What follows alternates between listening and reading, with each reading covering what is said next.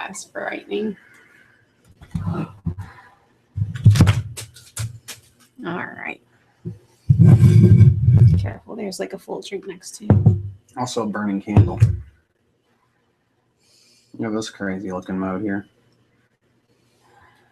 It's really hard finding it. Can you see me in the background? Not really. I will try to. I'm probably gonna sit over by the window, honestly, and open it because I'm burning up. Hello, all 0 of you. All 0 of you. I see 3 likes.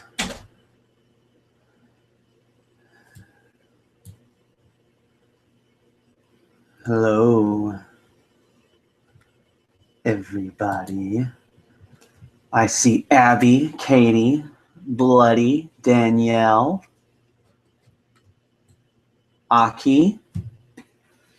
Nice to see y'all here on this November 1st morning, but we're going to say it is still Halloween. Halloween lasts all to the evening till the sun comes up. So while we have some time, we are going to celebrate the Halloween eveningness, if y'all are up for it.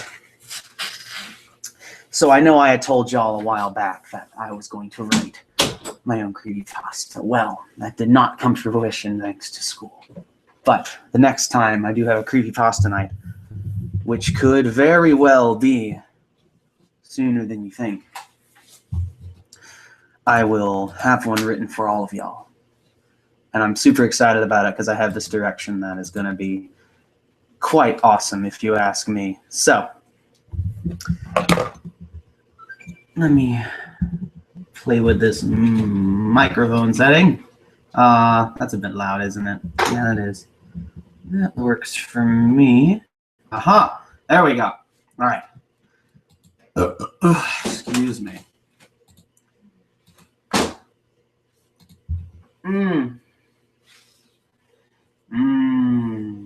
1 second, ladies and gentlemen.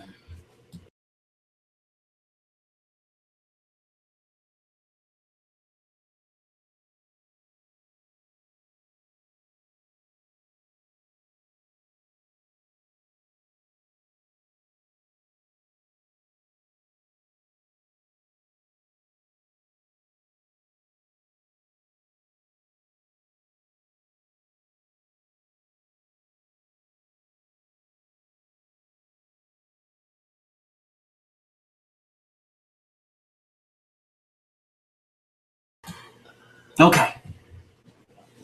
I am Pumpkin Man. Golden Pumpkin Man for Halloween. And I was a multitude of other things, guys. I have been busy this evening because I've been working on a new video. A brand new video that I was going to release.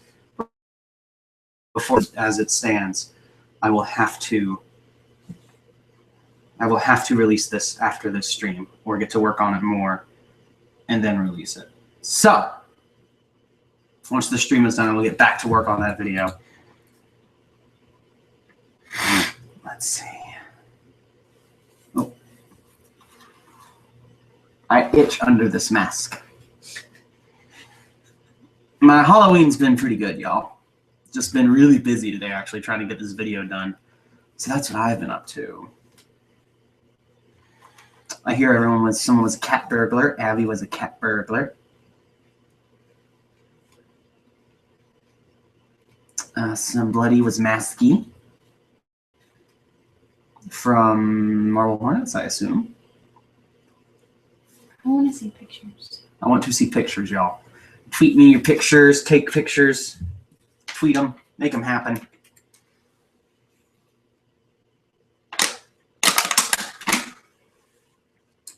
Because that's what I want to see. I'm going to post on my page that I am doing some creepypasta, so give me time here.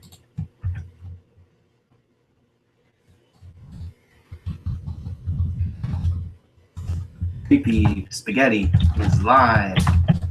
Scary again. Tune in now. Stories.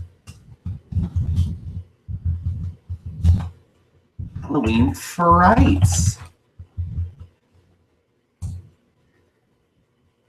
And then we go to my actual page. See if anyone's there. I am the who when you call who's there.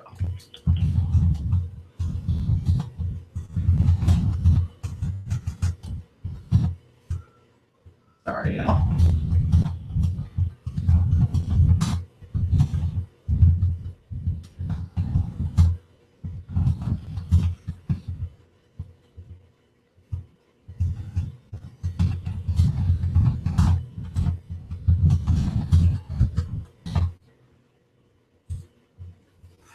Okie dokie, pokey hokey, smoky wokey dokey. Oh man, Masky and Hyles Jack. That's pretty awesome.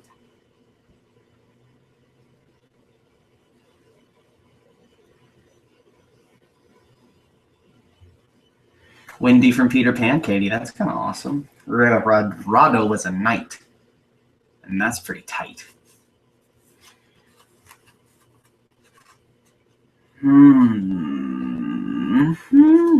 Maybe I'll play a little bit of this for y'all because I need to edit. Let me see how loud this is. It's pretty loud. My headphones plugged in.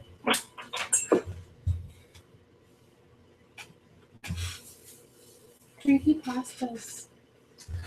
All the creepypastas. Yes.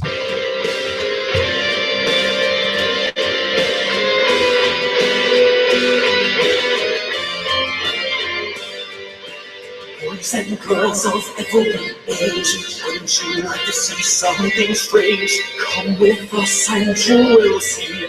This our town of Halloween. This is Halloween, this is Halloween. Pumpkins scream in the dead of night. This is Halloween, everybody make a scene. Trick or treat, so keep this guy a fight. It's our town, everybody scream in this town of Halloween. Sharpened eyes glow red. I am the one hiding upstairs. Fingers like snakes and spiders in my hair. This is Halloween. This is Halloween. Halloween. Halloween. Halloween. Halloween. In this town we call home. Everyone hail to the pumpkin song. In this town, folks we're alive now. Everybody's waiting for the next surprise. Around that corner, man, hiding in the trash can. Some things we gotta bounce and out your screen. This is Halloween, everybody sweaty green. Aren't you scared? Well, that's just fine. That's a fun one. Gotta get that thing done for all you people out there. I'm pretty excited for it. Sounds sick. All right. Aiden. Thank y'all. Glad you're liking it. There's a little teaser. I love you too, Suiken Kamori. Suiken Kamori. Suiken. Yeah, there's a bunch of, if you go to my Instagram, there's some previews of my makeup that happened for that. And that's makeup, but we needed to do the makeup because it looks so tight. Like without it, it would be nowhere near as cool as it's turning out to be. And then there was so much vocally to do with it that just took a crazy amount of time as well. All these parts layered over each other, and you really can't hear it over the speakers like I'm playing, but there's a lot going on with it and having to balance all the levels, which is still something I'm struggling with these days. This is Halloween, this is Halloween, Halloween, Halloween, Halloween, Halloween. Tender planes everywhere. Life's no fun without a good scare. That's our job, but we're not in this town of Halloween. In this town, don't we love it now? Everyone's waiting for the next surprise. Skeleton Jack might kiss you in the back and scream like he'll make you jump out of your skin. This is Halloween, everybody scream. Would you please make way for a very special guy? Oh man, Jack is king of the pumpkin patch. Everyone Everyone hail to the pumpkin king now. This is Halloween, this is Halloween, Halloween, Halloween, Halloween, Halloween. In this town we call home. Everyone hail to the pumpkin sound.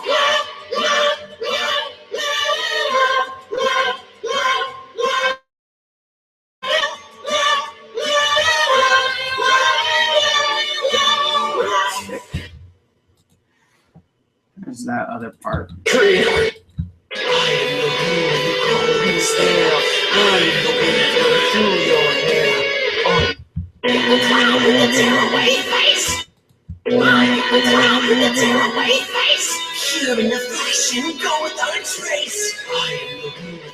All the covers I've seen of This Is Halloween never does the clown with the tearaway face voice from the original, which I so much prefer.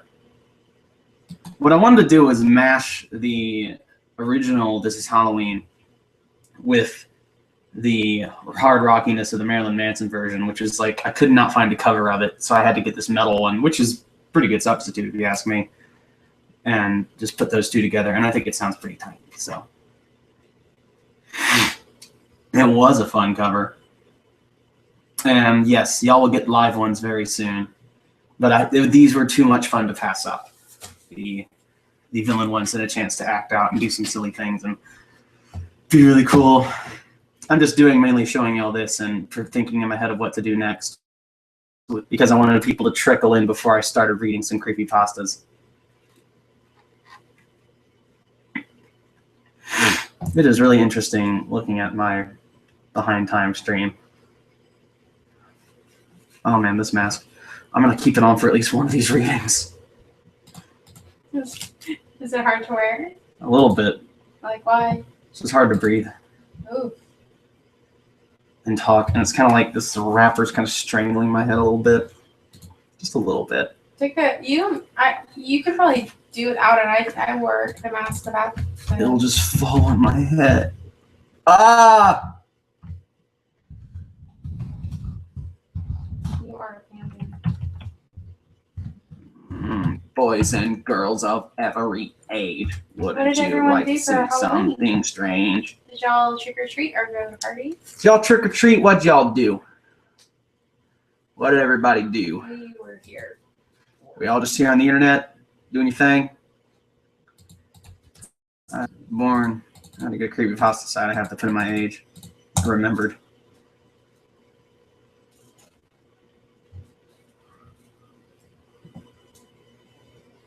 Did you post a link to your thing? Yeah.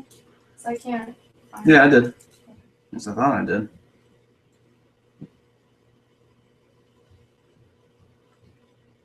My gosh, this one is so long I forgot.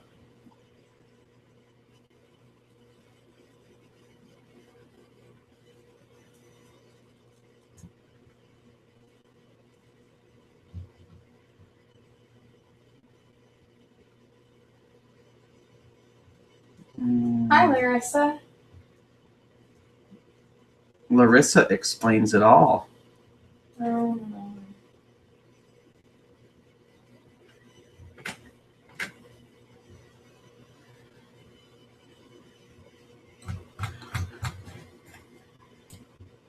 All right, guys, I got some really good classic creepypastas lined up for y'all.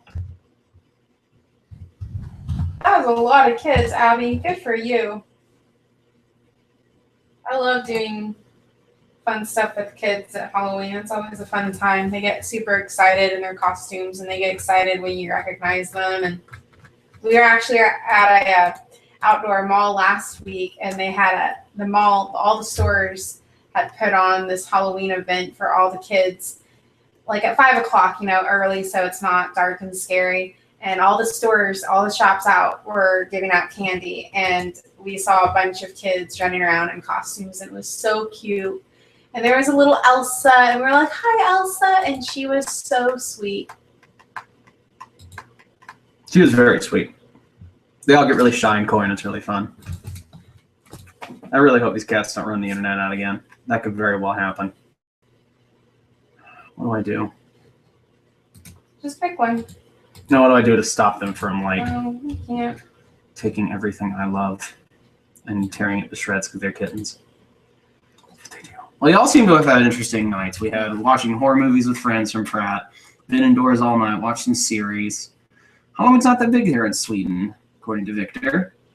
And Marie, you went to a haunted attraction on a military base. That sounds kind of tight. I want to go to one of those, but I'm just so freaking terrified. We can do it if you're with me.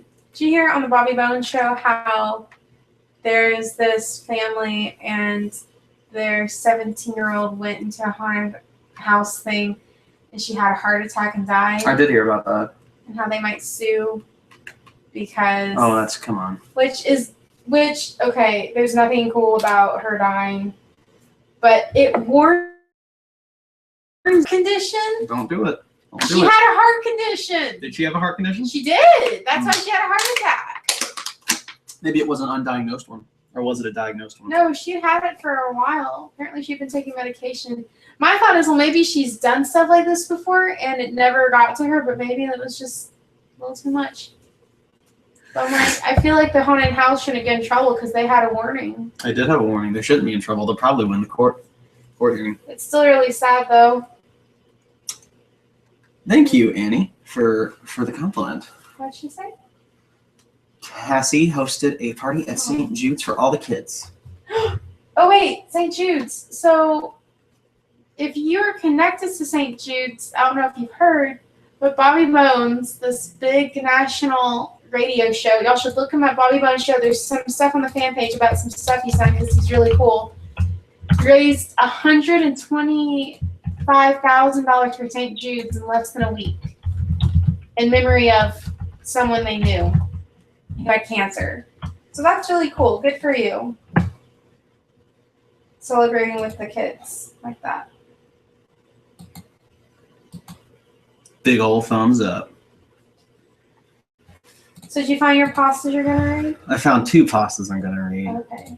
Go for it. And I might read a third because these are the pretty long ones, but the ones that everyone likes. Do it.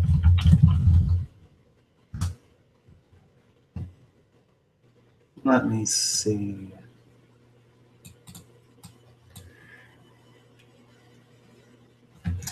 Oh yeah, I know what I want.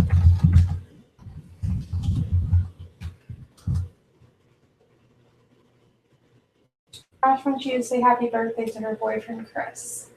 Who wants me? Ash the raccoon. Oh. Happy birthday, Ash the raccoon's boyfriend. What's his name? Oh, boyfriend, Chris, man. Happy birthday, Chris. Big ol' happy birthday and happy Halloween to you, man. And tell Ash that he's been really cool coming to all these streams and whatnot and watching the videos. I really appreciate that. I appreciate him. You should appreciate him just as much as I do, which is a lot.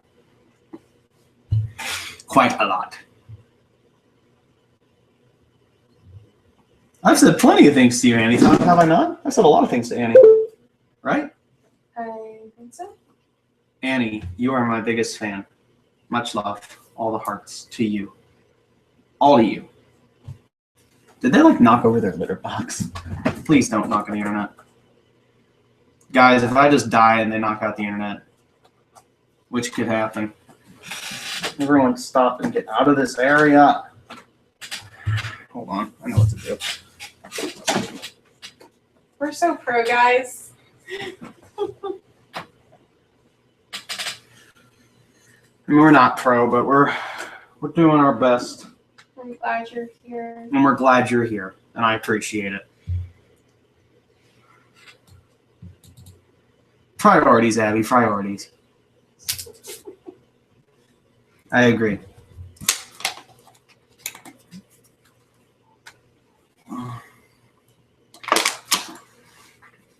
Oh my gosh, Emiko. Emiko's here. Welcome. Welcome. Hello, Larissa. Comment. All right, guys. Here we go. First creepypasta of the night. It is a classic from back in the day. I'm just going to start reading it, and you'll probably remember what it is. So listen up. Happy Halloween. Let's get this thing going. So do any of you remember those Mickey Mouse cartoons from the 1930s? The ones that were just put out on DVD a few years ago. Well, I hear there is one that was unreleased to even the most avid classic Disney fans. According to sources, it's nothing special. It's just a continuous loop, like Flintstones, of Mickey walking past 6 buildings that goes on for 2 or 3 minutes before fading out. Unlike the cutesy tunes that are usually in the shows, though, the song on this cartoon was not a song at all. It's just a constant banging on a piano randomly for a minute and a half before going to white noise for the remainder of the film. It wasn't the jolly old Mickey we've come to love either. Mickey wasn't dancing, he's not even smiling, just kind of walking as if you or I were walking, with a normal facial expression. But for some reason, his head is tilted side to side as he kept this dismal look. Up until a year ago, everyone believed that after it cut to black, that was it. When Leonard Maltin was reviewing the cartoon to be put in the complete series, he decided it was too junk to be on the DVD, but wanted to have a digital copy due to the fact that it was a creation of Walt himself. When he had a digitized version on his computer to look at the file, he noticed something. The cartoon was actually 9 minutes and 4 seconds long, not 6 minutes. This is what my source emailed to me, in full. He's a personal assistant of one of the higher executives at Disney and an acquaintance of Mr. Maltin himself. He says, after it cut to black, it stayed like that until the 6th minute, before going back into Mickey walking. The sound was different this time. It was a murmur. It wasn't a language, but more like a gurgled cry. As the noise got more indistinguishable and loud over the next minute, the picture began to get really weird. The sidewalk started to go in directions that seemed impossible based on the physics of Mickey's walking. And the dismal face of Mickey was slowly curling into a smirk. Upon the 7th minute, the murmur turned into a blood-curdling scream, the kind of scream that's painful to hear. And the picture was getting more obscure. Colors were happening that shouldn't have been possible at the time. Mickey's face began to fall apart. His eyes rolled on the bottom of his chin like 2 marbles in a fishbowl, and his curled smile was pointing upward on the left side of his face. The buildings became rubble floating in midair, and the sidewalk was still impossibly navigating in warped directions, a few seeming inconceivable with what we as humans know about direction. Mr. Maltin got disturbed and left the room, sending an employee to finish the video and take notes of everything happening up until the last second. Afterward, they would immediately store the disc of the cartoon into the vault. This distorted screaming lasted until 8 minutes and a few seconds in, and then it abruptly cuts to Mickey Mouse's face at the credits of the end video. Music like a broken music box was playing in the background.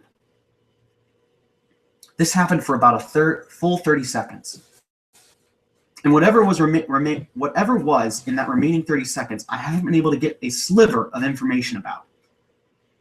From a security guard working under me, who was making rounds outside of that room, I was told that after that last frame, the employee stumbled out of the room with pale skin saying, "Real suffering is not known," 7 times before speedily taking the guard's pistol and offing himself on the spot.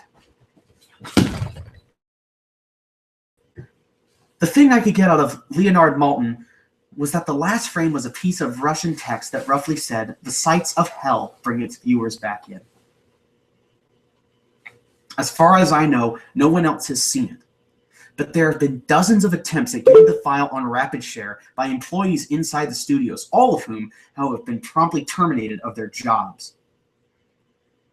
Whether it got online or not is up for debate, but if rumor served me right, it's online somewhere under the file name Suicidemouse.avi. If you ever find a copy of the film, I want you to never view it, and to contact me by phone immediately, regardless of the time. When a Disney death is covered up as well as this, it means this has to be something huge. Get back at me. I have yet to find a copy of this, but it is out there. I know it.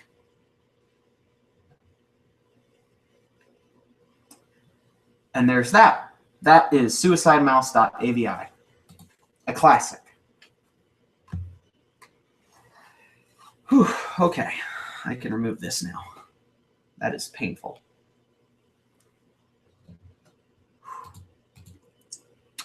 I even have some of my makeup on still from the video shoot.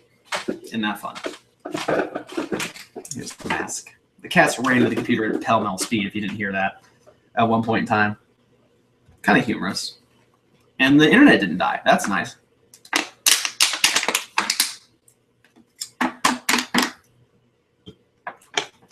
Sewage. Yes. Are the cats just running around?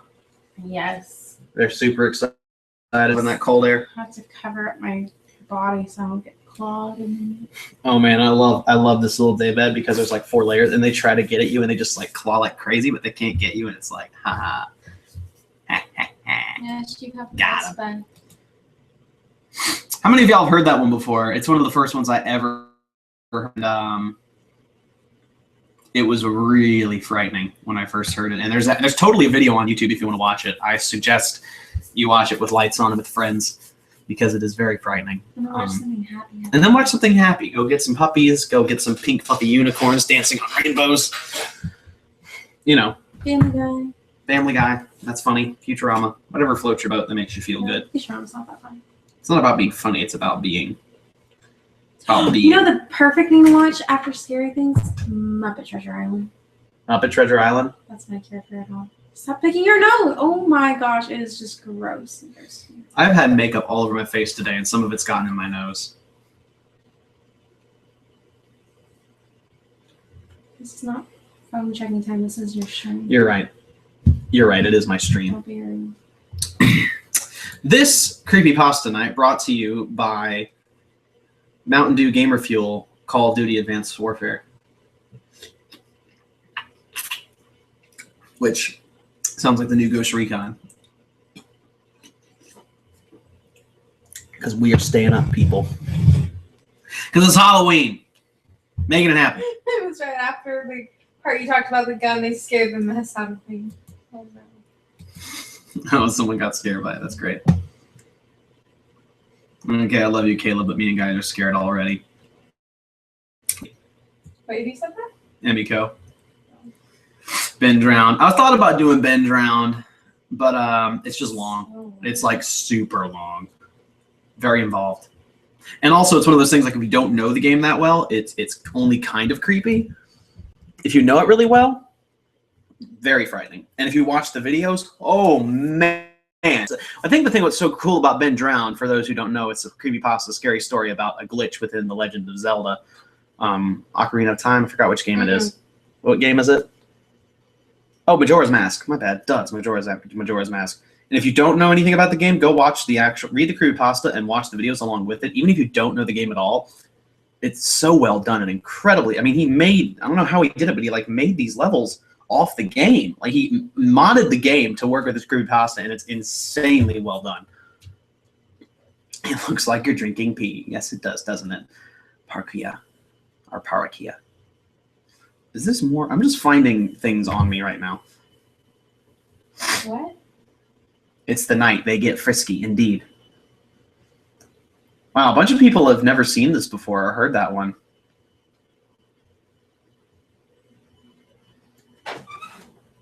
Very long, 5 parts, actually. Shameless product placement, indeed.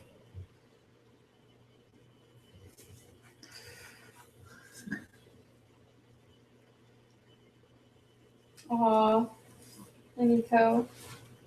All right. We're about to read another one, guys. So we're going to keep this thing moving right along. And another one that... Oh my gosh, Jason. Jason. Oh, Jason, what up, bro? Heck yeah. My brother from Texas, Frisco. You came just in time, man. Because we're about to read another story. I spent a lot of time drinking Mountain Dew and reading people's comments, but I'm about to get going. Thank you, Emiko, for doing this for me. This one, sadly, you picked the worst night because all of these, I think, are some of the most terrifying ones I could have chosen. So let's embark on one of the longer ones that I've done, and also one of the more infamous ones that exists. And I'll see if any of y'all get this from just the first sentence. So please pardon if the internet goes out. Pardon me if I stumble, because a lot of this is very long and new to me to a certain degree.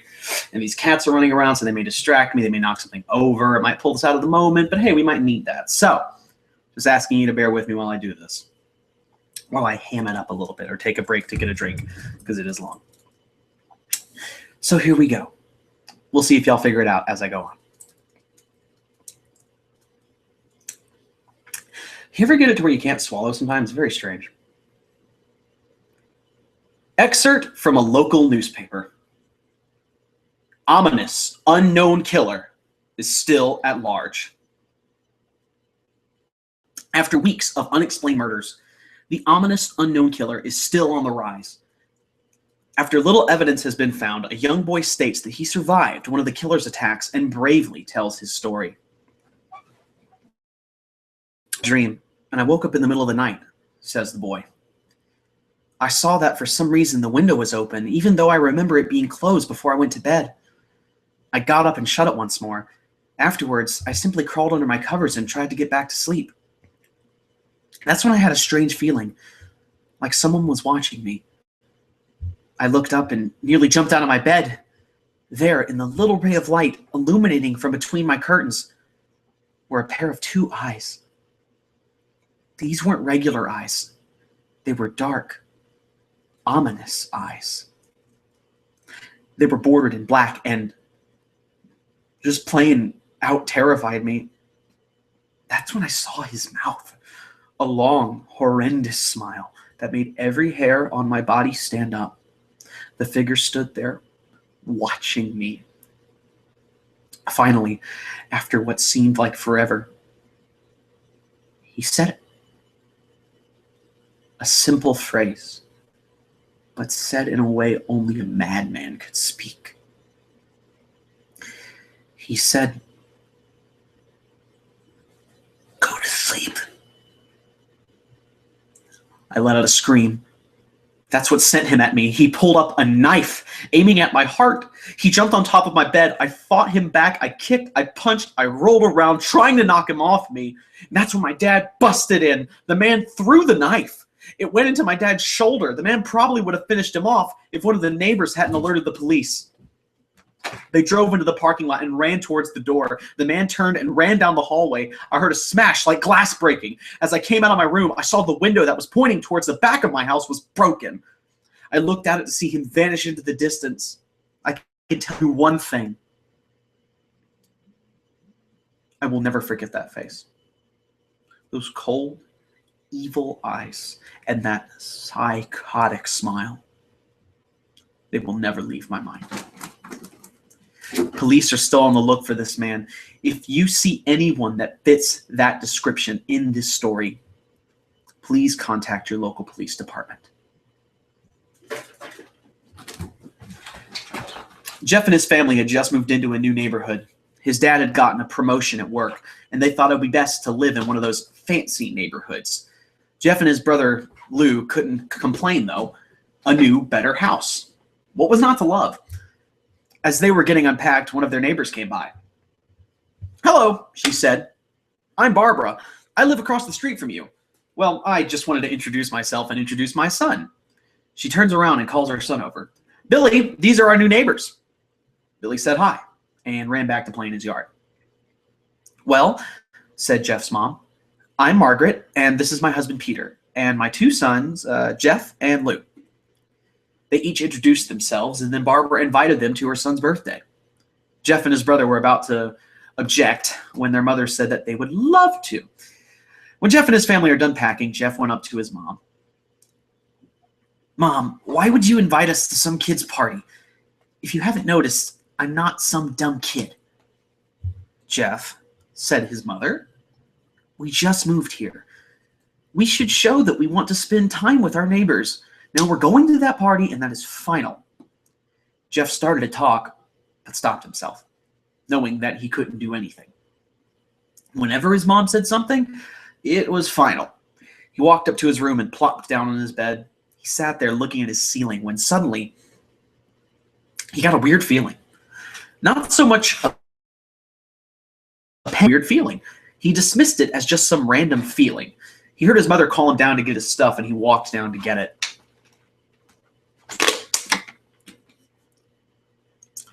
The next day, Jeff walked down the stairs to get breakfast and got ready for school. As he sat there eating his breakfast, he once again got that feeling. This time it was stronger. It gave him a slight tugging pain, but he once again dismissed it. As he and Lou finished breakfast, they walked down to the bus stop. They sat there waiting for the bus, and then all of a sudden, some kid on a skateboard jumped over them, only inches over their laps. They both jumped back in surprise. "Hey, what the hell?" The kid landed and turned back to them. He kicked his skateboard up and caught it with his hands. The kid seems about 12 or a year younger than Jeff. He wears an Aeropostale shirt and ripped blue jeans. Well. Looks like we got some new meat."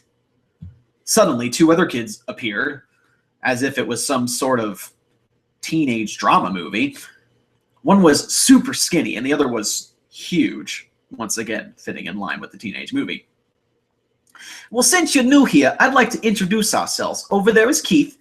Jeff and Lou looked over to the skinny kid. He had a dopey face, a sidekick to have. "And he's Troy." They looked over at the fat kid. Talk about a tub of lard. This kid looked like he hadn't exercised since he was crawling. "And I," said the first kid, "am Randy. Now, for all the kids in this neighborhood, there's a small price for bus fare, if you catch my drift." Lou stood up, ready to punch the lights out of the kid's eyes. One of his friends pulled a knife on him.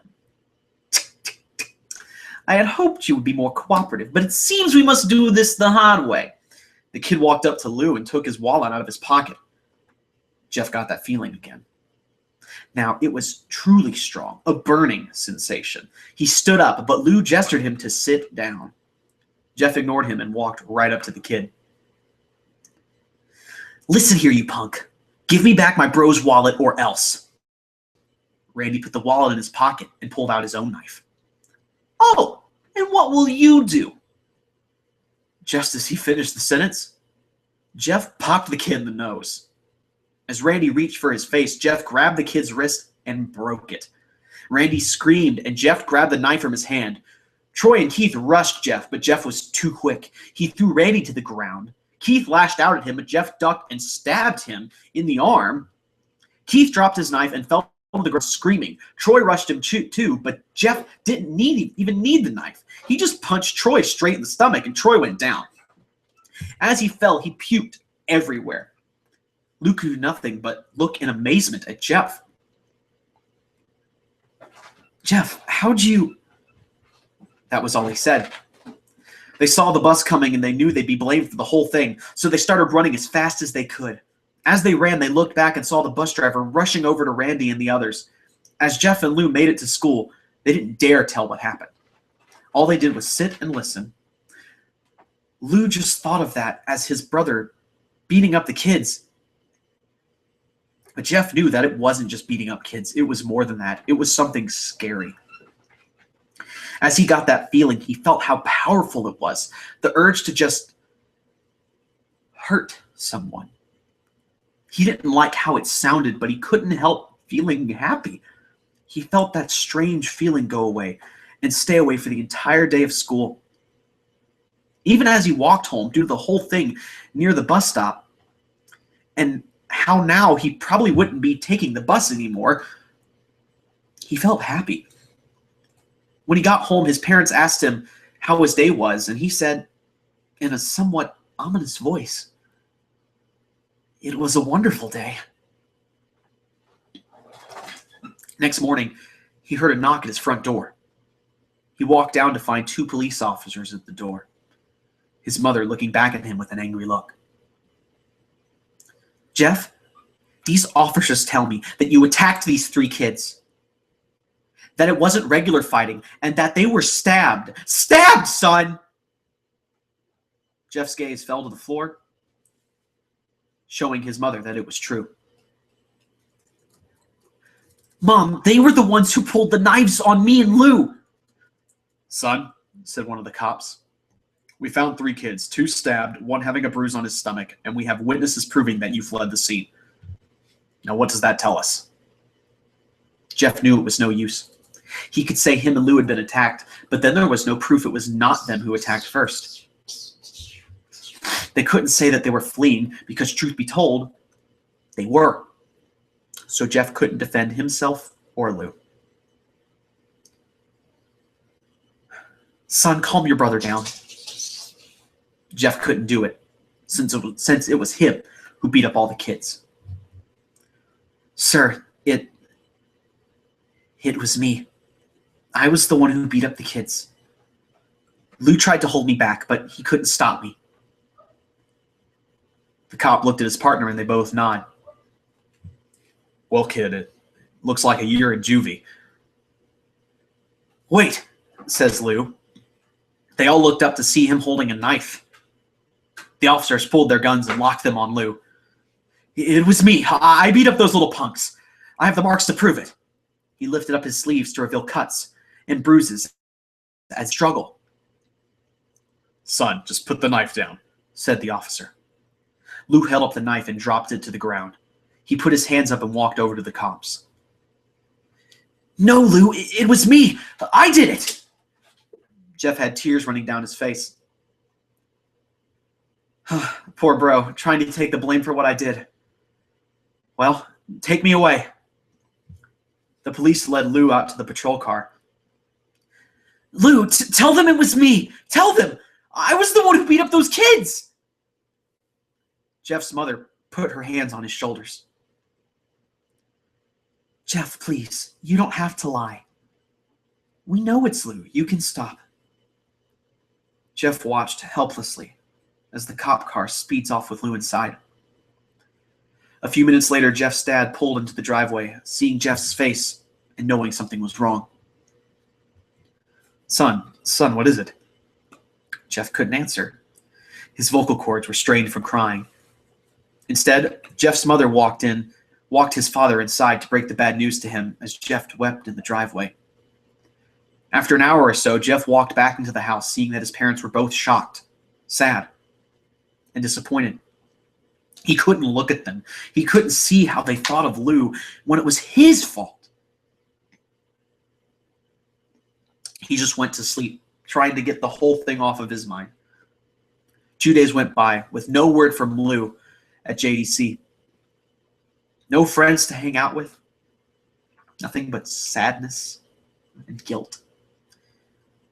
That is until Saturday, when Jeff was woke up by his mother with a happy, sunshiny face.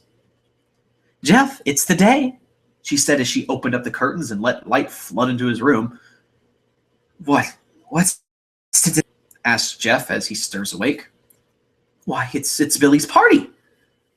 He was now fully awake. "Mom, you're joking, right? You don't expect me to go to some kid's party after..." There was a long pause. "Jeff, we both know what happened. I think this party could be the thing that brightens up the past days. Now get dressed." Jeff's mother walked out of the room and downstairs to get ready herself. Himself to get up. He picked out a random shirt and a pair of jeans and walked downstairs. He saw his mother and father all dressed up, his mother in a dress and his father in a suit. He thought why they would ever wear such fancy clothes to a kid's birthday party. Son, is that all you're going to wear?" "Better than wearing too much," Jeff said. His mother pushed down the feeling to yell at him and hid it with a smile. "Now, Jeff, we may be overdressed, but this is how you go if you want to make an impression," said his father. Jeff grunted and went back up to his room. "I don't have any fancy clothes," he yelled downstairs. "Just pick something out," called his mother. He looked around in his closet for what he would call fancy. He found a pair of black dress pants he had for special occasions and an undershirt. He couldn't find a shirt to go with it, though. He looked around and found only striped and patterned shirts. Striped and patterned shirts. None of which go with dress pants. Finally, he found a white hoodie and threw it on. "You're wearing that?" they both said. His mother looked at her watch. "Oh, no time to change. Let's just go," she said as she herded Jeff and his father out the door. They crossed the street over to Barbara and Billy's house. They knocked on the door, and at it appeared that Barbara, just like his parents, were way overdressed. As they walked inside, all Jeff could see were adults. No kids. "The kids are out in the yard, Jeff. How about you go out and meet some of them?" said Barbara. Jeff walked outside to a yard full of kids. They were running around in weird cowboy costumes and shooting each other with plastic guns. He might as well be standing in a Toys R Us. Suddenly, a kid came up to him and handed him a toy gun and a hat. "Hey, want to play?" he said. No, kid, I'm way too old for this stuff." The kid looked at him with that weird puppy dog face. "Please," said the kid. "Fine," said Jeff. He put on that hat to pretend to shoot at the kids. At first, he thought it was totally ridiculous, but then he started to actually have fun. It might not have been super cool, but it was the first time he had done something that took his mind off of Lou. So he played with the kids for a while, until he heard a noise. A weird rolling noise. Then it hit him. Randy, Troy, and Keith all jumped over the fence on their skateboard, dropped the fake gun, and ripped off the hat. Randy looked at Jeff with a burning hatred. "Hello, Jeff, is it?" he said. "We have some unfinished business." Jeff saw his bruise. "I think we're even. I beat the crap out of you, and you got my brother sent to JDC. Randy had an angry look in his eyes. "Oh no, I don't go for even. I go for winning. You may have kicked our asses that one day, but not today." As he said that, Randy rushed at Jeff. They both fell to the ground. Randy punched Jeff in the nose, and Jeff grabbed him by the ears and headbutted him. Jeff pushed Randy off of him. Both rose to their feet. Kids were screaming, and parents were running out of the house. Troy and Keith both pulled guns out of their pockets. "No one interrupts or guts will fly," they said. Randy pulled a knife on Jeff and stabbed it into his shoulder. Jeff screamed and fell to his knees. Randy started kicking him in the face. After 3 kicks, Jeff grabbed his foot and twisted it, causing Randy to fall to the ground. Jeff stood up and walked towards the back door. Troy grabbed him. "Need some help?" He picks Jeff up by the back of the collar and throws him through the patio door. As Jeff tries to stand, he is kicked down to the ground. Randy repeatedly starts kicking Jeff until he starts to cough up blood. "Come on, Jeff, fight me." He picks Jeff up and throws him into the kitchen. Randy sees a bottle of vodka on the counter and smashes the glass over Jeff's head. "Fight!" He throws Jeff back into the living room. "Come on, Jeff, look at me." Jeff glances up, his face riddled with blood. "I was the one who got your brother sent to JDC, and now you're just going to sit there and let him rot there for a whole year? You should be ashamed." Jeff starts to get up. "Oh, finally! You stand and fight." Jeff is now to his feet, blood and vodka on his face. Once again, he gets that strange feeling, the one in which he hasn't felt for quite some time. "Finally, he's up," says Randy as he runs at Jeff. That's when it happens. Something inside Jeff snaps. His psyche is destroyed. All rational thinking is gone. All he can do is kill. He grabs Randy and pile drives him to the ground. He gets on top of him and punches him straight in the heart. The punch causes Randy's heart to stop as Randy gasps for breath. Jeff hammers down on him, punch after punch. Blood gushes from Randy's body until he takes one final breath and dies.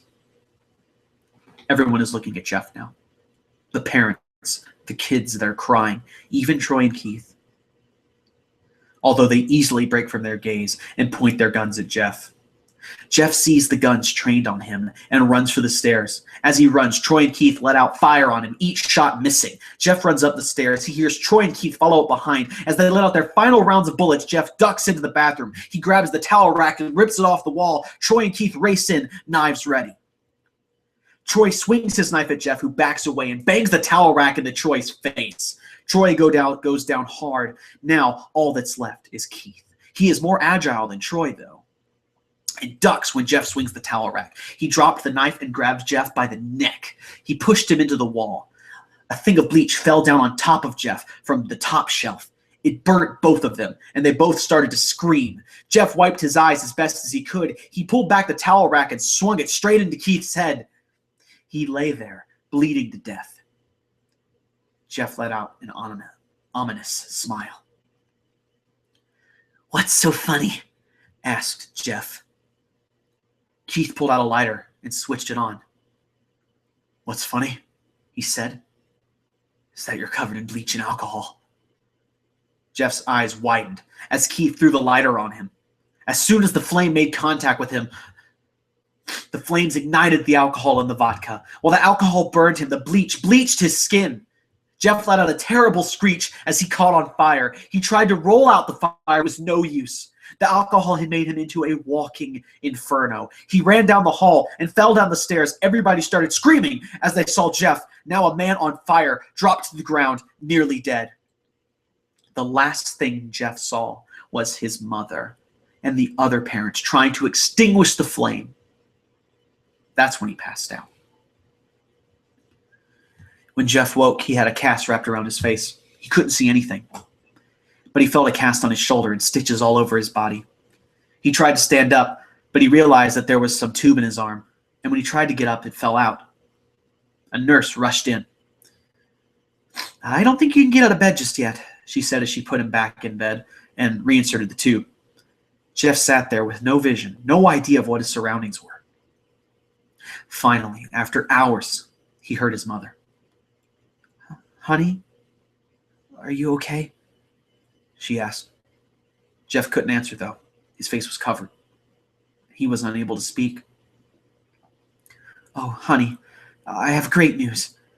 After all the witnesses told the police that Randy confessed to trying to attack you, they decided to let Lou go." This made Jeff almost bolt up, stopping halfway, remembering the tube coming out of his arm. "He'll be out by tomorrow, and then you two will be together again." Jeff's mother hugs Jeff and says her goodbyes. The next couple of weeks were those where Jeff was visited by his family. Then came the day where his bandages were to be removed. His family were all there to see it, what he would look like. As the doctors unwrapped the bandages from Jeff's face, everyone was on the edge of their seats. They waited until the last bandage holding the cover over his face was almost removed. "Let's hope for the best," said the doctor. He quickly pulls the cloth, letting the rest fall from Jeff's face. Jeff's mother screamed at the sight of his face. Lou and Jeff's dad stare, awestruck at the sight. What? What happened to my face?" Jeff said. He rushed out of bed and ran to the bathroom. He looked in the mirror and saw the cause of the distress. His face. It's horrible. His lips were burnt to a deep shade of red. His face was turned into a pure white color, and his hair singed from brown to black. He slowly put his hand to his face. A sort of leathery feel to it now. He looked back at his family and then back at the mirror. "Jeff," said Lou, "it's not that bad." "Not that bad," said Jeff. "It's perfect." His family were equally surprised. Jeff started laughing uncontrollably. His parents noticed that his left eye and hands were twitching. Jeff?" Are you okay? Okay. I've never felt more happy.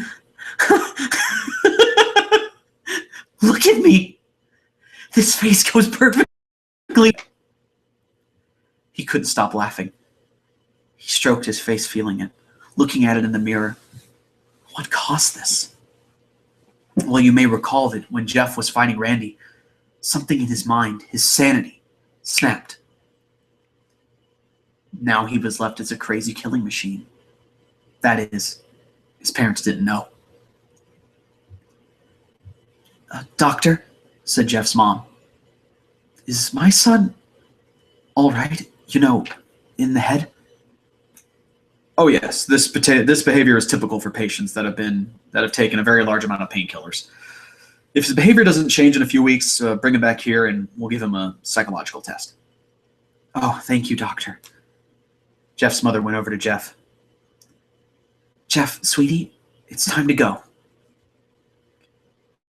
Jeff looks away from the mother, his face still formed into a crazy smile. Okay, Mom.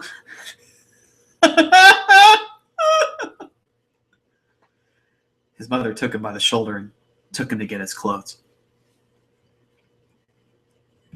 This is what came in, said the lady at the desk. Jeff's mom looked down to see the black dress, pants, and white hoodie her son wore. Now they were clean of blood and stitched together. Jeff's mom led him to his room and made him put his clothes on. Then they left, not knowing that this was their final day of life. Later that night, Jeff's mother woke to a sound coming from the bathroom. It sounded as if someone was crying. She slowly walked over to see what it was. When she looked into the bathroom, she saw a horrendous sight. Jeff had taken a knife and carved a smile into his cheeks. Jeff, what are you doing? Jeff looked over to his mother. I couldn't keep smiling, Mommy. It hurt after a while. Now I can smile forever. Jeff's mother noticed his eyes, ringed in black. Jeff, your eyes. His eyes were seemingly never closing. I couldn't see my face. I got tired and my eyes started to close. I burned out the eyelids so I could forever see myself, my new face. Jeff's mother slowly started to back away, seeing that her son was going insane. Mommy, aren't I beautiful? Yes, son, she said. Yes, you are. Let me go get Daddy so he can see your face. She ran into the room and shook Jeff's dad from his sleep. Honey, get the gun, will you? She stopped as she saw Jeff. She saw Jeff in the doorway, holding a knife. Mommy, you lied. That's the last thing they hear as Jeff rushes them with the knife, gutting both of them. His brother Lou woke up, startled by some noise. He didn't hear anything else, so he just shut his eyes and tried to go back to sleep. As he was on the border of slumber, he got the strangest feeling that someone was watching him. He looked up before Jeff's hand covered his mouth. He slowly raised the knife, ready to plunge it into Lou. Lou thrashed here and there, trying to escape Jeff's grip. Shh, Jeff said. Just go to sleep.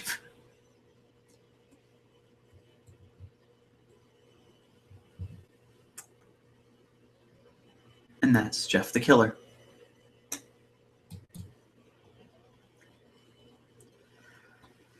Whew, that was a long one. The long one and the fun one, guys.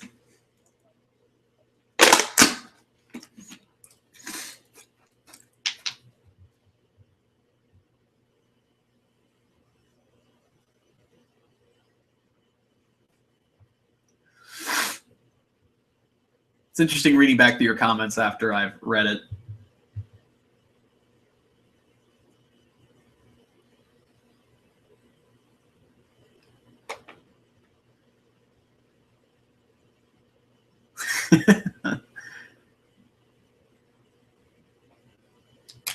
How could he jump over the fence? Good question.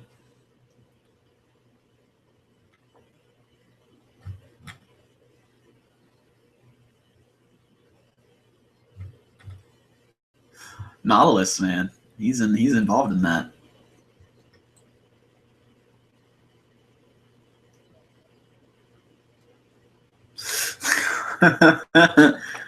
Surprised y'all kept watching.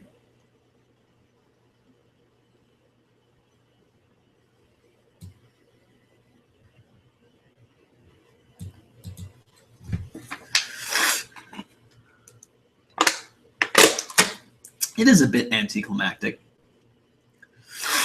but I think the creepiest part about it is, for me, Jeff the Killer, is the dynamic with Jeff and his family. That's really frightening near the end. Even reading it was freaking me out a little bit. I wish you could see my hair stand up because they stand up pretty well.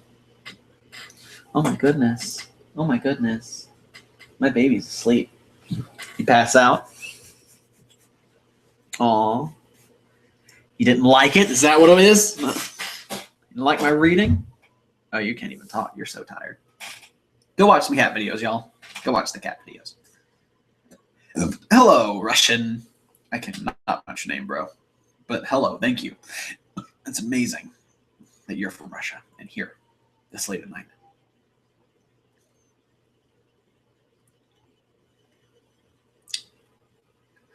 Not scary, but really good. Well then, Victor.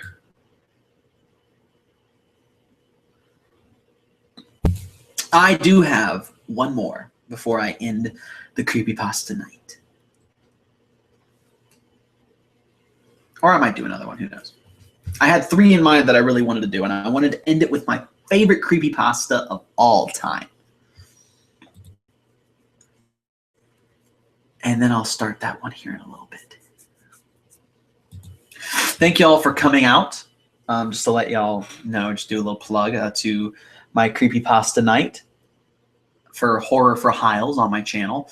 Hopefully sometime tomorrow I will have this, or maybe even tonight, this is Halloween cover up for y'all to see. And it's really cool.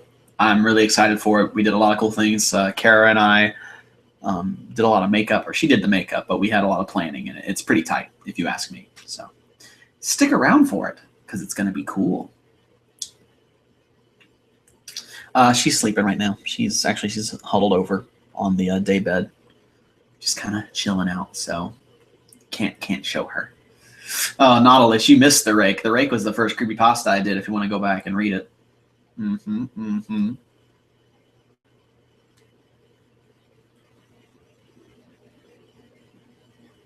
I also have a candle right here for all y'all to see. It's my candle.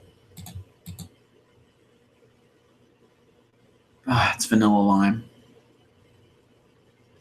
I don't like that open door back there. I just realized it. That's really not comfortable.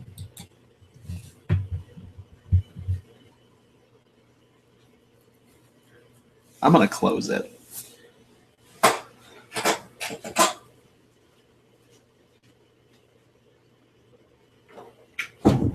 The cats need to use the bathroom. Don't let me know.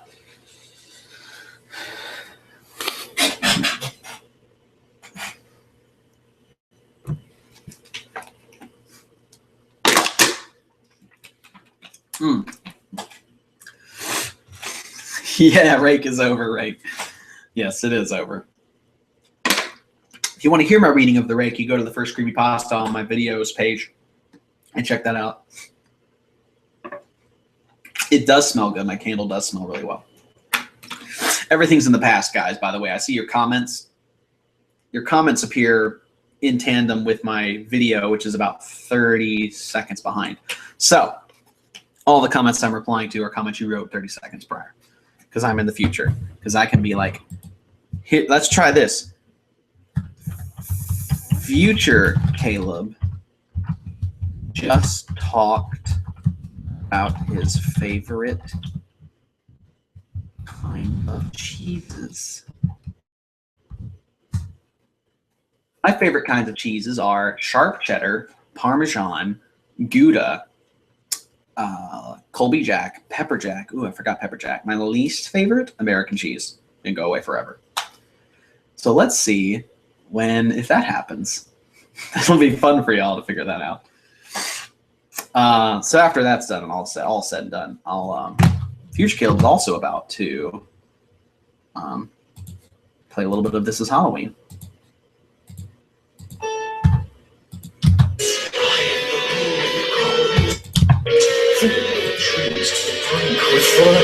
This is Halloween, this is Halloween, Halloween, Halloween, Halloween, Halloween. Play it back here, actually. Teeth come sharpened, eyes go red. I am the one hiding under your stairs. Fingers like snakes and spiders in my hair. This is Halloween, this is Halloween, Halloween, Halloween, Halloween, Halloween. In this town we call home, everyone hail to the pumpkin song. In this town, it's way live now, everybody's waiting for the next surprise. Around that corner, man, hiding in the trash can, something's waiting on a bounce, and Allie's ready. This is Halloween, ready by Slutty Creed. Aren't you scared? Well, that's just fine. Well, that's just fine. Have fun.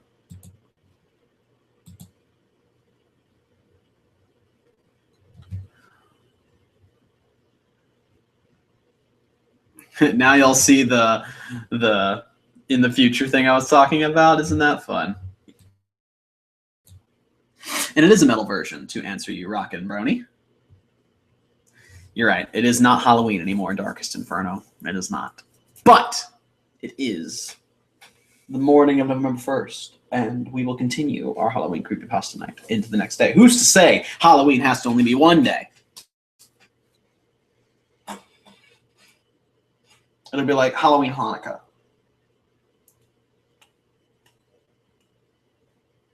Thank you, Russian gentleman. I appreciate the compliments, and I'm really glad you liked Hellfire. That's one of my favorites. Larissa, thank you for coming out. And yes, you need to get some sleep so you can play some D&D. And I understand that nerdy love. I do. I do and do. Alrighty, y'all. We're about to start the last creepypasta of the night, IMO. Just so y'all can get to bed as well as me get to work on this video. So, let me pick at my teeth for a little bit because she wanted to see my fangs. They are real. Higher. Ooh. I also have a lot of armpit hair. I really do. I have a lot of hair in general.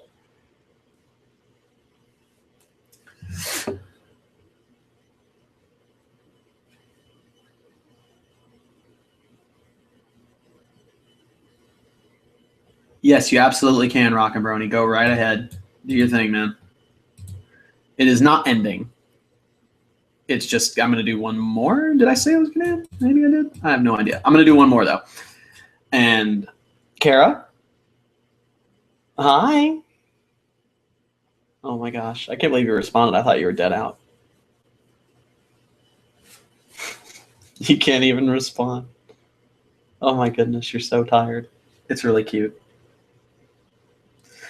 Jenna Allen, I see your messages. Funny enough, I don't think many of you actually have read this one. I've seen a lot of people asking for other ones, but this one I really love. So, here we go for the third and possibly final creepypasta of the night. And for the Horror for Hyles sequence. So, here we go. Some of you may have heard that the Disney Corporation is responsible for at least one real live ghost town. Disney built the Treasure Island Resort in Baker's Bay in the Bahamas. It didn't start as a ghost town, Disney's cruise ships would actually stop at the resort and leave tourists there to relax in luxury.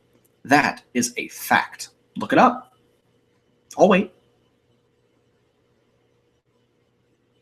Anyway, Disney blew $30 million on the place. Yeah, $30 million.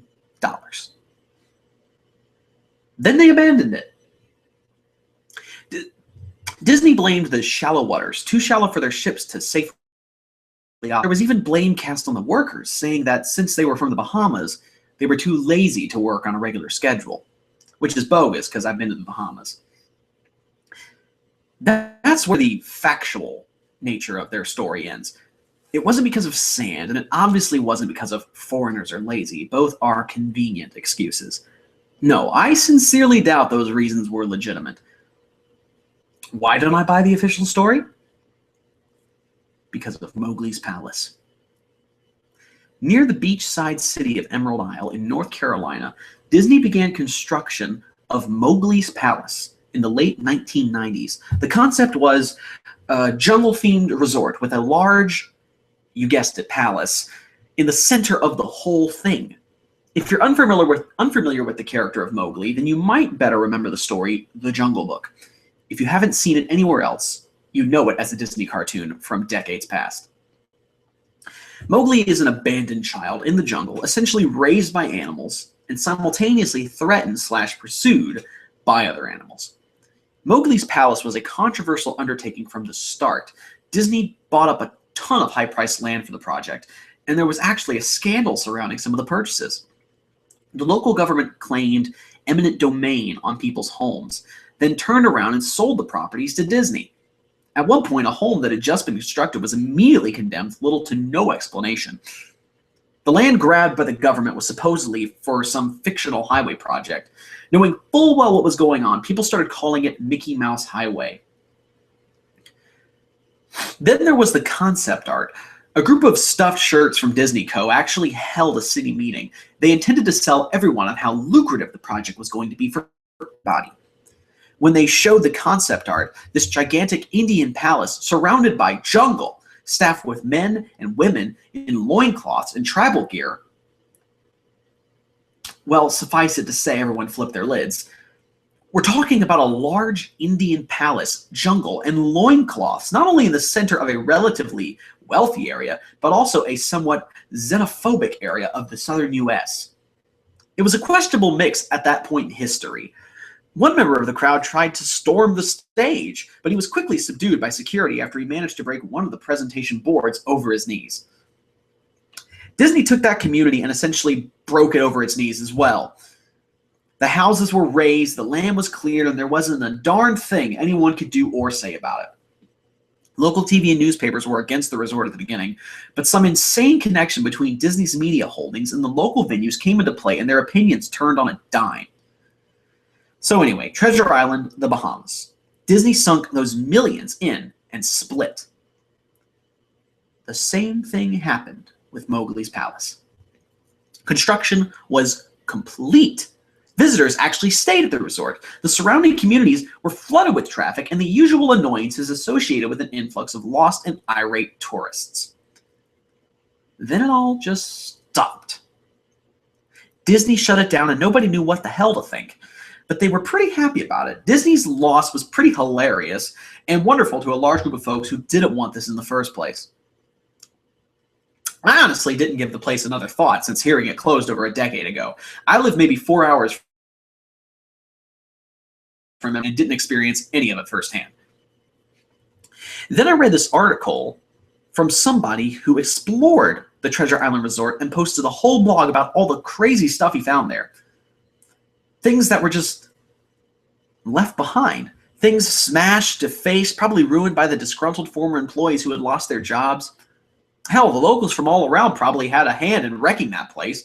People there just felt angry about Treasure Island as folks here did about Mowgli's Palace. Plus, there were rumors that Disney had released their aquarium stock into the local waters when they closed, including sharks. Who wouldn't want to take a few swings at some merchandise after that? Well, what I'm getting at isn't that this blog about Treasure Island got me thinking. Even though many years had passed since its closing, I figured it might be cool to do some urban exploration at Mowgli's palace. Take some photos, write about my experience, and probably see if there was anything I could take home as a memento. I'm not going to say I wasted no time in getting in there, because honestly, it took me another year after I first found the Treasure Island article to get around to going up to Emerald Isle. Over the course of that year, I did a lot of research on the Palace Resort. Or rather, I tried to. Naturally, no official Disney site or resource made any mention of the place. That had been scrubbed clean. Even odder, however, was that nobody before myself had apparently thought to blog about the place or even post a single photo. None of the local TV or newspaper sites had one word about the place. Expected, since they all had swung at Disney's way, or they'd all swung Disney's way. They wouldn't be out there lauding their embarrassment, you know. Recently, I learned that corporations can actually ask Google, for example, to remove links from search results, basically for no good reason. Looking back, it's probably not that nobody spoke of the resort, but rather their words were made inaccessible. So in the end, I could barely find the place. All I had to go on was an old as hell map I'd received back in the mail in the 90s. It was a promotional item sent out to the people who had recently been to Disney World. And I guess since I had been there in the late 80s, that was recent. I didn't really intend to hang on to it. It just got shoved in with my books and comics from my childhood. I'd only remembered it months into my research, and even then it took me another few weeks to locate a storage bin that my parents shoved all of it into. But I did find it. Locals were no help, as most were transplants who had moved to the beach in recent years, or old residents who just sneered at me and made rude gestures the second I managed to say, "Where would I find Mowgli's?" The drive took me through an inordinately long corridor of overgrowth, tropical plants that had run rampant and overpopulated the area mixed with the native spices of flora that actually belonged there and had tried to reclaim their land. I was in awe when I reached the front gates of the resort. Tremendous, monolithic wooden gates whose supports to either side looked like they must have been cut from giant sequoias. The gate itself had been gouged in several places by woodpeckers and eaten away at the base by burrowing insects. Hanging on the gate was a sheet of metal, some random scrap with hand-painted letters scrawled in the black. It read, "Abandoned by Disney." Clearly the handiwork of some past local or an employee who wanted to make some real small protest. The gates were open enough to walk through, but not drive, so grabbing my digital camera and the map, whose flip side showed a layout of the resort, I set off on foot. The inner grounds of the palace were just as overgrown as the entryway. Palm trees stood unattended and ragged among piles of their own coconuts. Banana plants similarly stood in their own refuse. There was this sort of clash between order and chaos, as carefully planted rows of perennial flowers mixed with obnoxious tall weeds and stinking blackened mushrooms. All that remained of any outdoor structures were broken, rotting wood and various charred bits of unidentifiable material. What was most likely an information booth or an outdoor bar was now simply a pile of assorted debris chopped up by a past vandalism when ravaged by weather. The most interesting thing on the grounds was a statue of Baloo, the friendly bear from the Jungle Book, which stood in a sort of courtyard in the front of the main building. He was frozen in a jovial wave towards no empty space with a silly toothy grin, as a bunch of bird crap covered his whole area in fur, and the vines ensnared his platform. I approached the main building, the palace, only to find the outside of the building covered in graffiti where the original paint had peeled and chipped away. The front doors weren't just open, they had been taken off their hinges and were stolen. Above the front door, or the gaping maw where they had been, someone had once again painted, "Abandoned by Disney." I wish I could tell you about all the awesome stuff I saw inside the palace. Forgotten statues, abandoned cash registers, a full-fledged secret society of homeless bums. But no. The inside of the building was so stark, so bare, that I actually think people had stolen the molding off the walls. Anything that was too big to steal, counters, desks, giant fake trees, they were all resting amid this empty echo chamber that amplified my every step like a slow rat-a-tat of a machine gun. I checked the floor plan and headed to all the locations that might seem in any way interesting. The kitchen was, as you'd imagine, an industrial food prep area with all the appliances in space, no expenses spared. Every glass surface was broken, every door knocked off its hinges, every metal surface kicked and dented. The entire place smelled like very old piss. The huge freezer, not even remotely cool now, had row upon row of empty shelf space. Hooks hung from the ceiling, probably for hanging cuts of meat, and as I stood inside for a moment, I noticed they were swinging. Each hook swung in a random direction, but their movements were so slow and small that it was almost impossible to see. I figured it had been caused by my footsteps, so I stopped one from swinging by clutching it with my fist, then carefully let go. Seconds, it started to swing again. The bathrooms were in much the same state as the rest of the place. Just like the Treasure Island Resort, someone had methodically smashed each porcelain commode with coconuts and other implements. An inch of rancid, stinking, stagnant water on the floor, so I didn't stay there very long. What's odd is that the toilets and the sinks and the bidets in the ladies' rooms, yes, I went there, all dripped, leaked, or ran freely. It seemed to me that they should have shut off the water long ago. There were plenty of rooms in the resort, but naturally I didn't have time to look through all of them. The few I did peer into were similarly wrecked, and I didn't expect to find anything there. I thought there was actually a television or radio in one room, as I really think I heard a quiet conversation coming out. Though it was like a whisper, probably my own breathing echoing in the silence. Or just another case of the sound flowing water playing tricks on my mind. But this is what I thought I heard. The first one. I didn't believe it. Second, short, unknown reply. First, I didn't know that. I didn't know that. Second, your father told you. First, unknown reply, or possibly just weeping. I know, that sounds ridiculous. I'm just telling you what I experienced. Why I thought there might have been something running in that room. Or worse, some vagrants who had holed up there and probably would have knifed me. At the front doors of the palace again, I figured I hadn't found anything of note and had wasted the trip up. As I looked out the door, I noticed something interesting in the courtyard that I apparently had missed. Something that would have given me at least one thing to show from it was just a photograph. There, as a lifelike statue of a python, maybe 80 feet long, coiled up and sunning its crystal right in the center of the area. It was almost time for the sun to start setting, so the light fell onto the object in the perfect way for a photograph.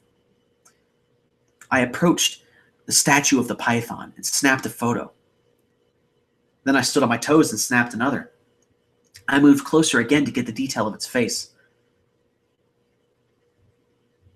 Slowly, casually, the python lifted its head, looked directly into my eyes, turned, and slid her off the pedestal, across the grass, into the trees. All 80 feet of it. Its head long disappeared into the woods before its tail even left the sunning spot. Disney had released all their exotic animals onto the ground. Right there on my floor-plan map was the reptile house. I should have known about the sharks at Treasure Isle, and I should have known they'd done this. I was dumbfounded, just utterly stupefied. My mouth must have been hanging open for the longest time before I came back down to earth and snapped it shut. I blinked a few times and backed away from where the snake had been, back towards the palace. Even though it was totally gone, I still wasn't taking any chances and backed my way into the building. It took a few deep breaths and slaps to my own face to get myself right in the head again after that. I looked for a place to sit down as my legs were feeling a bit like jelly at that point. Of course, there was no place to sit down unless I wanted to recline in broken glass and dead leaf carpet or haul myself up onto a desk of unquestionable reliability. I had seen some stairs near the palace's lobby, and decided to go have a seat there until I felt better. The staircase was far enough away from the front of the building to be relatively clean, save for a startling accumulation of dust. I pulled a wedge of metal off the wall, once again painted with the "Abandoned by Disney" motto I'd become accustomed to. I placed the wedge on the stairs and sat on it to keep it at least somewhat clean. The stairway led downward, bottom level.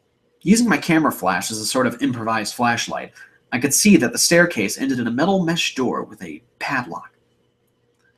A sign on the door, a real sign, read, "Mascots only. Thank you." This perked up my spirits a little bit for two reasons. One, a mascot-only area would definitely had some interesting stuff back in the day. Two, the padlock was still in place. Nobody had gone down there. Not the vandals, not the looters, nobody. This was the only place I could actually explore and perhaps find something interesting to photograph or wantonly steal. I had come to the palace essentially agreeing with myself that it was okay to take anything I wanted because, hey, abandoned. It didn't take much to bust the lock. Well, actually, that's wrong. It didn't take much to bust the metal plate on the wall that the padlock was hooked to. Time and decay had done most of the work for me, and I was able to bend the metal plate enough to pull the screws out of the wall. Something nobody else had apparently thought of or hadn't been able to do at the time. The mascots only area was a startling and very welcome change from the rest of the building I'd seen. For one, every second or third fluorescent light overhead was illuminated, even though they flickered and faded randomly. Also, nothing had been stolen or broken, even if age and exposure were pads and pens. They were clocks, even a punch-in clock on the wall, complete with filled-out time cards. Chairs were scattered around, and there was even a small break room with an old, static-filled television and long, rotted-out food and drinks on the counter. It was like one of those post-apocalyptic movies where everything is left in the state of evacuation. As I walked the maze-like sub-basement hallways of the mascot-only area, the sights just became more and more interesting. As I went further, desks and tables were knocked over, papers scattered and almost melded with the damp floor, and a large carpet of mold was slowly overtaking the real rotting crimson floor covering.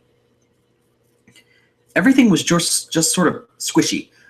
Anything wood disintegrated into mush when I even applied the least amount of force, and clothing items hanging on hooks in one of the rooms simply fell to moist threads if I tried to unhook them. One thing that annoyed me was that the light was becoming more sparse and unreliable as I went further into the darkness, suffocating depths of the place. Eventually, I reached a black and yellow striped door with the words, "Character Prepped 1," stenciled on it. The door wouldn't open at first. I figured this was probably where the costumes were kept, and I definitely wanted a photograph of that twisted, stinking mess. Try as I might, whatever angle or trick I tried, the door wouldn't budge. That is, until I gave up and started to walk away. That's when there was a slight popping sound, and the door creaked open slowly.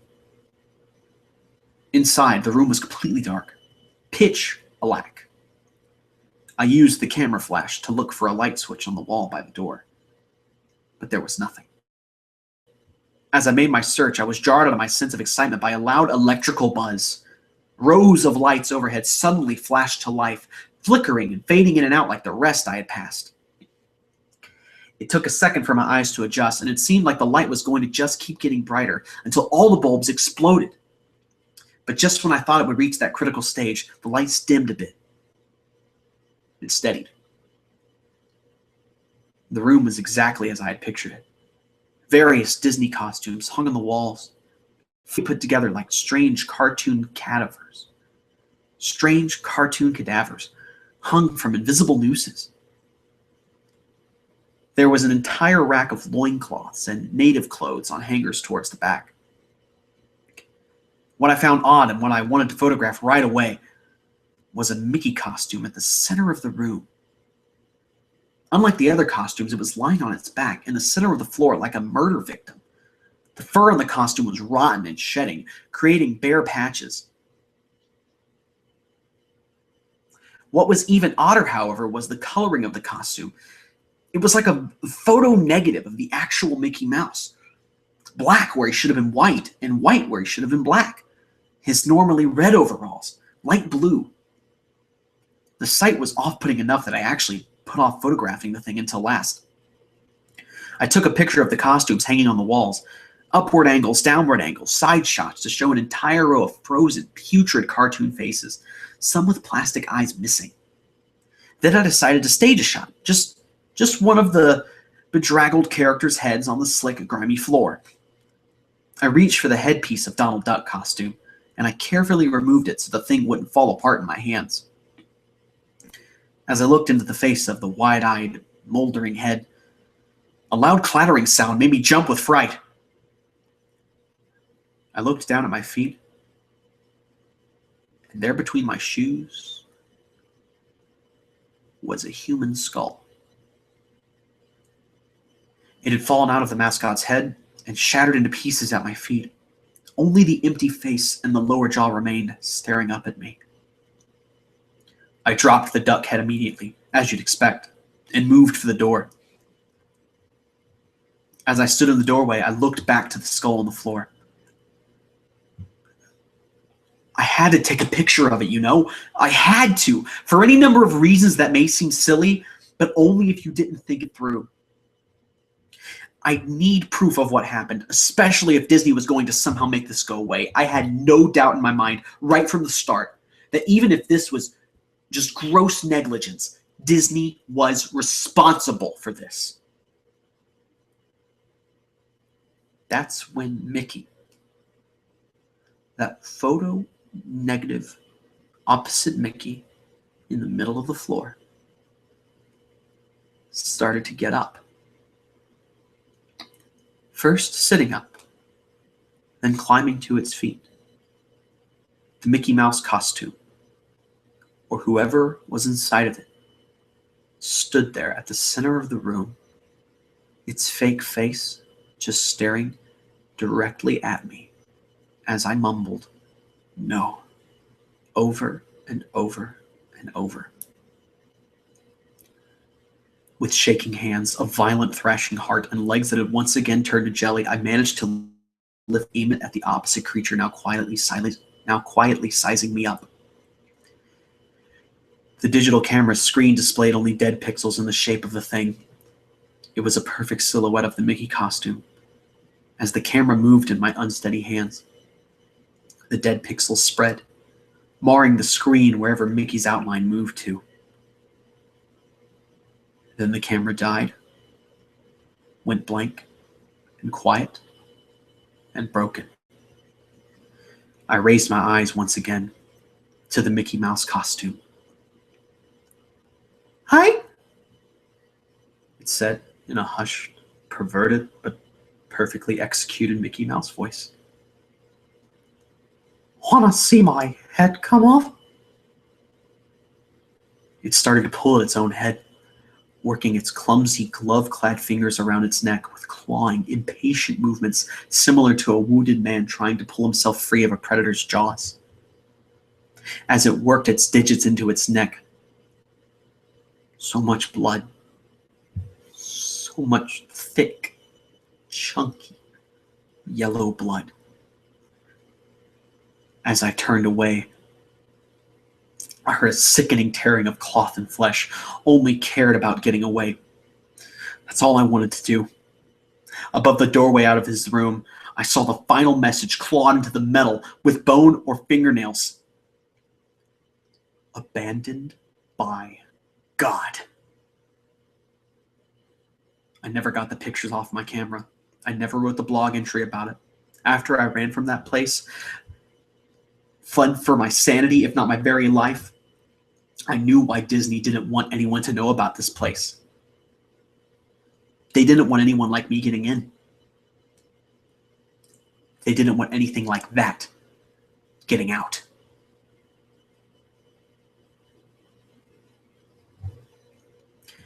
And that's it. That is Abandoned by Disney, the very first of the series, and my all-time favorite. I had to check behind me if you didn't realize, because I'm really freaked out right now currently in this really dark room. Whew. Man.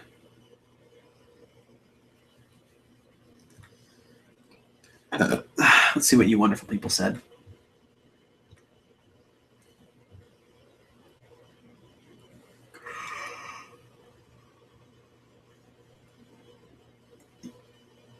Cuba.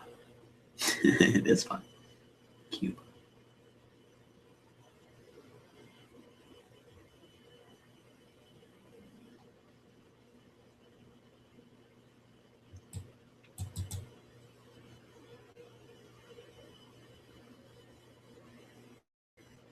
Actually, my two most hated words are Google Plus and Google Plus.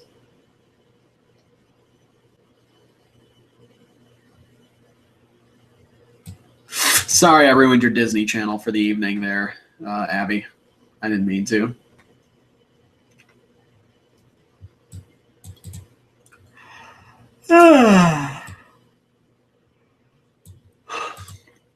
Hope y'all liked that one. That's a fun one for me.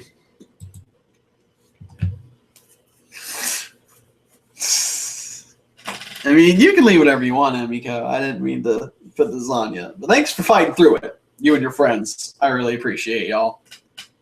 Thanks for my hairy shoulders, B. Kierce. I appreciate that. Sorry, Annie. Sorry, Abby. Hi. Want to see my head come off? Ha-ha. Thick yellow blood. Oh. Oh. Watch my new movie, Big Hero 6. I love Guardians of the Galaxy. Mickey Lord. Oh. It is a very interesting story, Anderson Pitch versus Minecraft. I did just finish it, Suikamori. Don't let the Jeff bite, indeed. Then who was phone? Awesome, rockin'. Emiko, you're doing good. You and your friends are doing a good job. But I won't hold everyone for too much longer, or any longer. I only wanted to do a couple for the night of the 3. Be talking, which is kind of boring in and of itself. But thank y'all for everything. Thank y'all for making Horror for Hyles, I think, a pretty big success in my mind. Hopefully you'll be rewarded with a This Is Halloween here in a couple hours. And stick around for more announcements too. Creepypasta nights might not go anywhere if y'all like them and want them to keep coming back. I'm going to keep refining, get better at it. It's something I've always loved to do. Back when I was a kid, I actually would read novels out loud to myself. And then when I was older, I would record them on my phone. So I just, I've loved narrating. And so this is kind of a way for me to do that outlet and have them here and then have a channel where I do it. But thank y'all. Thank y'all for being here. And I hope y'all have a rest of a good evening and enjoy if you're going to bed, go to bed. Which you probably should. I'm going to try to get this video done, although I'm just so tired at this point. Mountain Dew is not keeping me up. It's not working. But y'all have a good rest of the evening. I'm repeating myself at this point because I'm insane. Send me the stuff on pages and whatnot, y'all. Everything you need me to know. And I will get to them as soon as I can. Thank y'all. Much love. Peace, love, metal. Good night.